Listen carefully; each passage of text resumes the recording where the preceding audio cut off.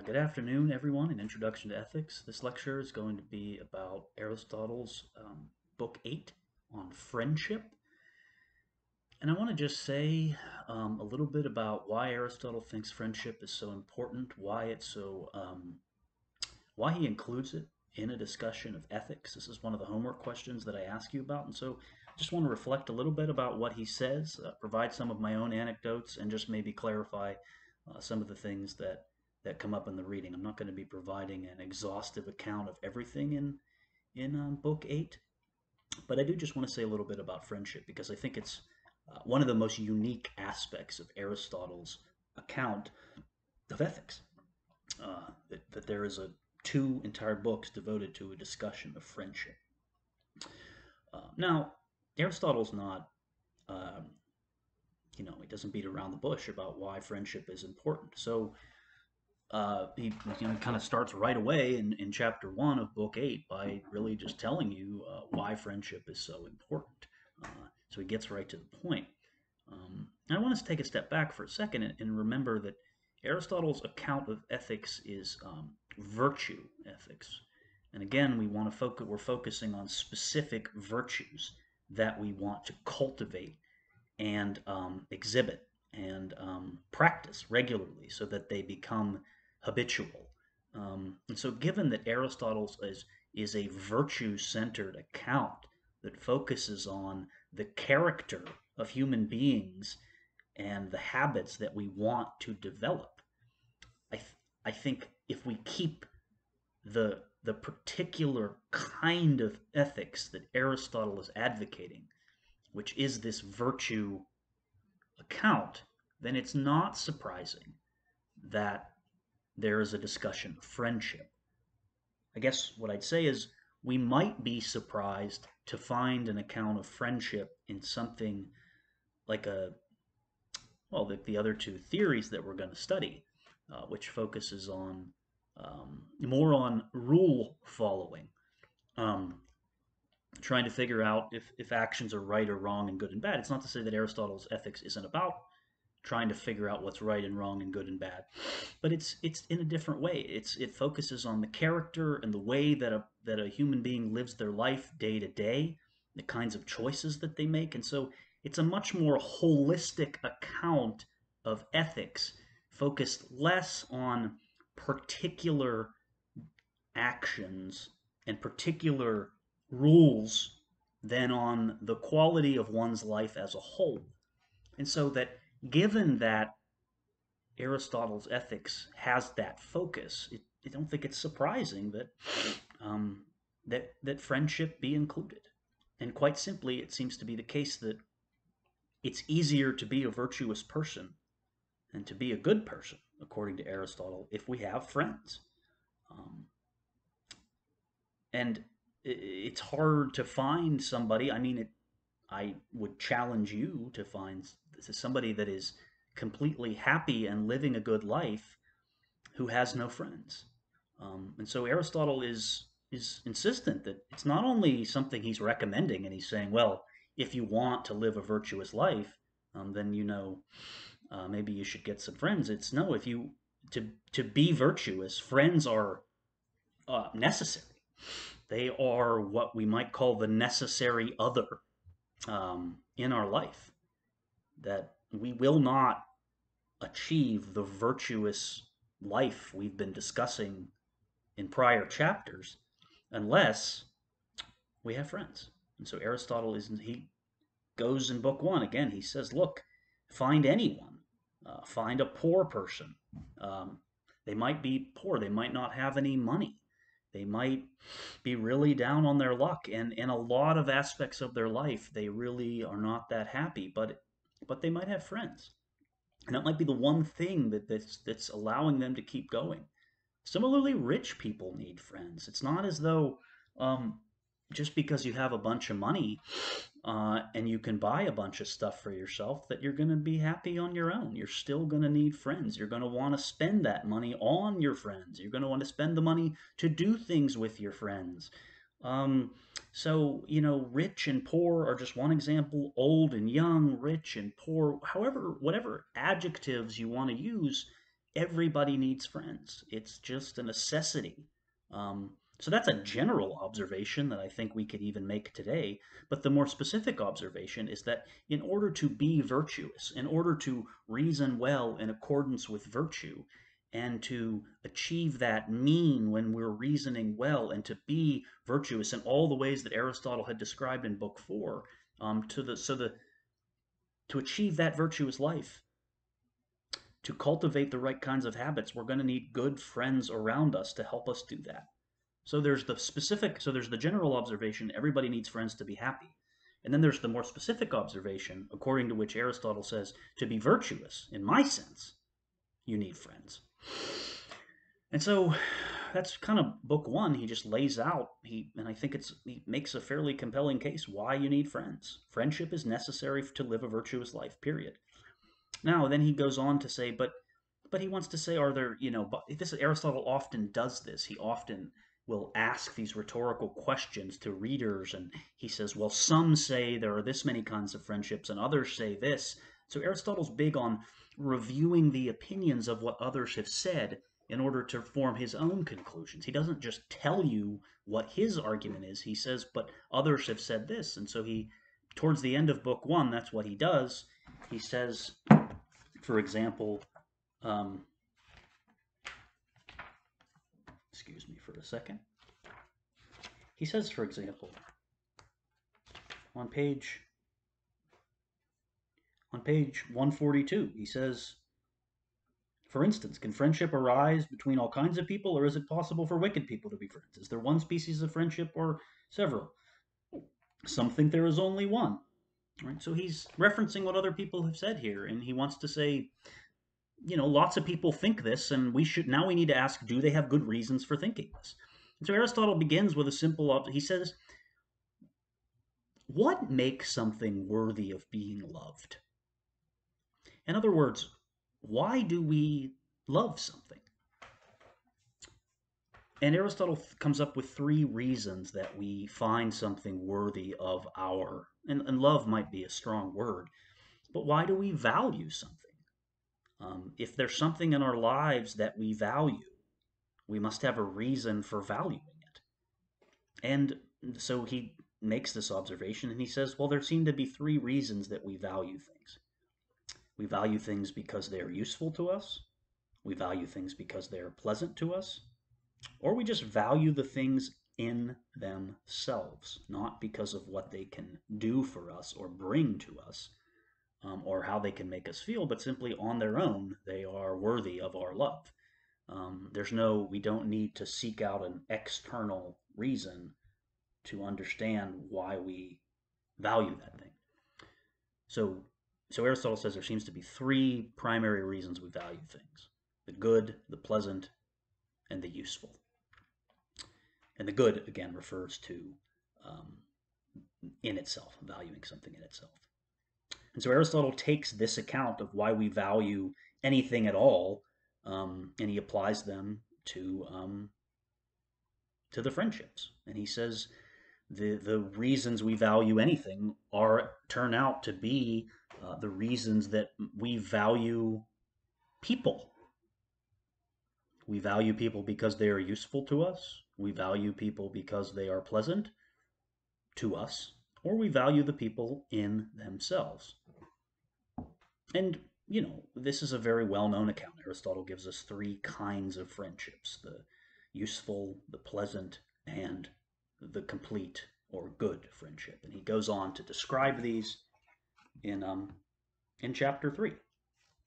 And what you're going to notice is Aristotle, when he's describing the useful and the pleasant friendships, he uses this language of incidental, that there is something incidental about these kinds of friends. And I often focus on this language. You'll see it come up several times. It's incidental in the sense that there's nothing necessary about being friends with this individual. So, for example, if you're only friends with somebody because they are useful to you,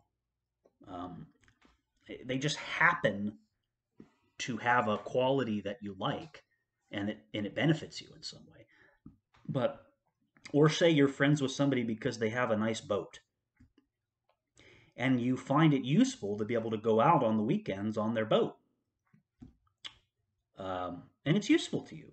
And so this is a friendship of utility. But if the boat went away, would there be anything about the person that you really like? And so the point is, you take away the thing that makes the friend useful, and you're no longer the friendship dissolves. That's what Aristotle says. And so there's something that's incidental, which is to say contingent. And by contingent, I just mean that it could have been otherwise, meaning that if there's, it could have been anybody who owns a boat. It could be Joe, it could be Fred, it could be Bob. If any of them owned a boat, it would be a friendship of utility. So there's nothing necessary about the person. It's just the thing that they have that benefits you. Um, and Aristotle wants to say these friendships of utility tend to arise more among older people rather than younger people, because older people tend not to be basing their friendships on pleasure and more um, on utility, whereas younger people, he says, tend to be the ones that are engaged in these kinds of pleasant friendships of pleasure. So Aristotle says quite simply, what is useful does not remain the same, but differs according to different circumstances. So when the reason for their being friends has gone, the friendship is dissolved. And then he talks about how this seems to come up in older people. And I'm on page 144 here. But then down below, he says, friendship between the young seems to be for pleasure, since they live in accordance with their feelings and pursue in particular what is pleasant for themselves and what is immediate. As they get older, however, what they find pleasant begins to change. This is why they are quick to become friends and quick to stop. So Aristotle wants to say that these pleasure friendships, these really do come and go quite a bit.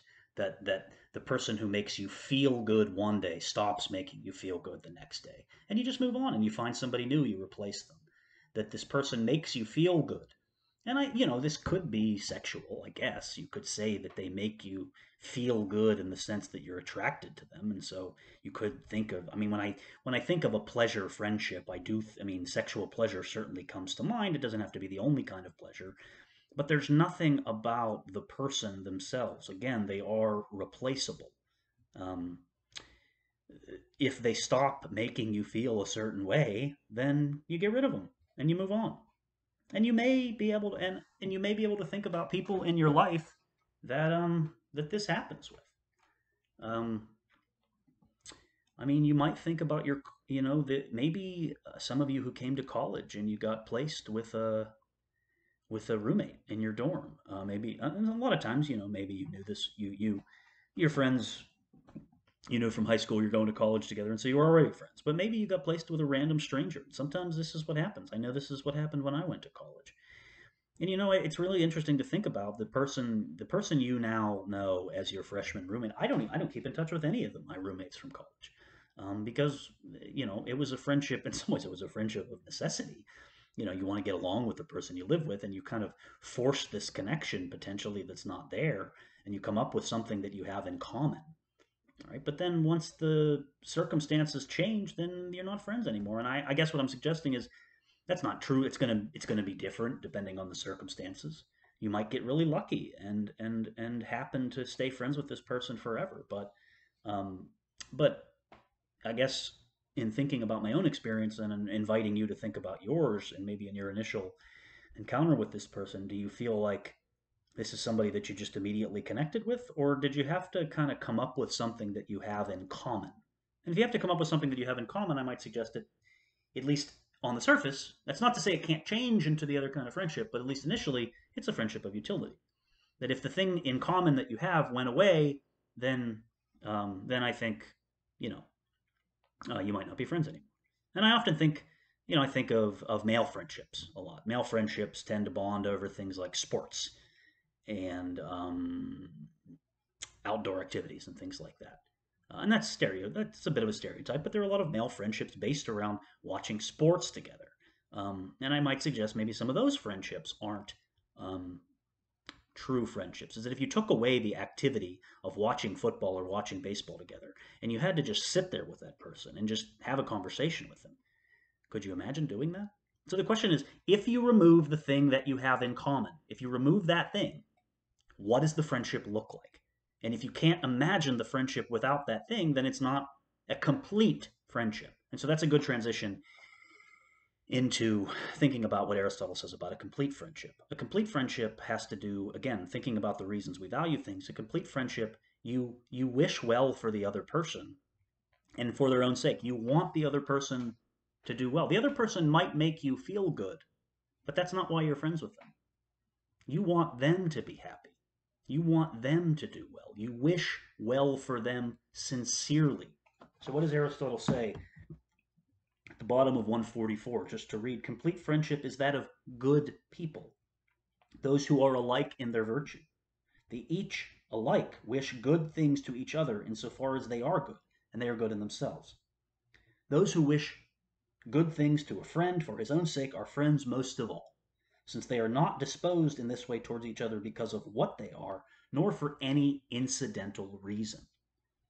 Right, so there's the language of incidental again, and I'm suggesting that in this case there's something necessary about who your best friend is, something necessary, not contingent. And I just use the language of best friend, and I ask this in the homework, and I often wonder whether our notion of a best friend is a good analog for what Aristotle's talking about with a complete friend. Um, and I think a complete friend here is, again, the reason I say it's necessary is because you can't imagine your life without that person. That there was something necessary about them becoming your friend, and that it wasn't just lucky or by chance, but there is, again, I can't make that kind of claim universally, but my intuition is at least that if you think about who your best friend is, and I ask you to imagine your life without them, can you?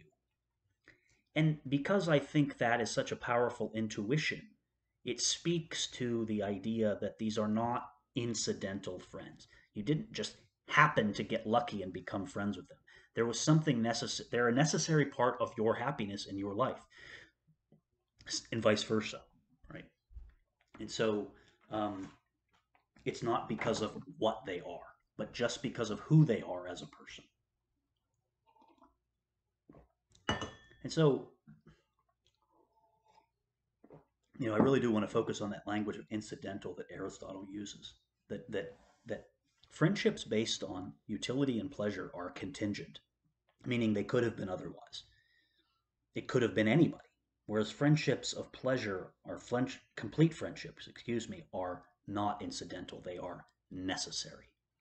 And so, I just think that's kind of true. Now, Aristotle said some important things there. Keep in mind, Aristotle says that the only people capable of having complete friendships are virtuous individuals. You can't be a bad person and have a complete friendship. So, if you aren't capable of exercising the virtues in the way Aristotle has described in the previous chapters, if you aren't capable of finding that mean in particular circumstances and in particular situations, if you aren't capable of that, then you're not going to be capable of having a complete friendship. So it's only virtuous people who can achieve this, and that's a crucial point. Aristotle's not saying that this complete friendship is just something that anyone can achieve, that you have to be committed to the virtuous life that Aristotle is describing if you're going to have a complete friendship. If you're not committed to Aristotle's virtue ethics, if you're not committed to the idea that you have to cultivate the proper habits and have a good character and have a good personality, if you're not committed to that, then chances are all of your friendships are going to be based upon utility and pleasure. Aristotle says on the next page, you will be a bad person.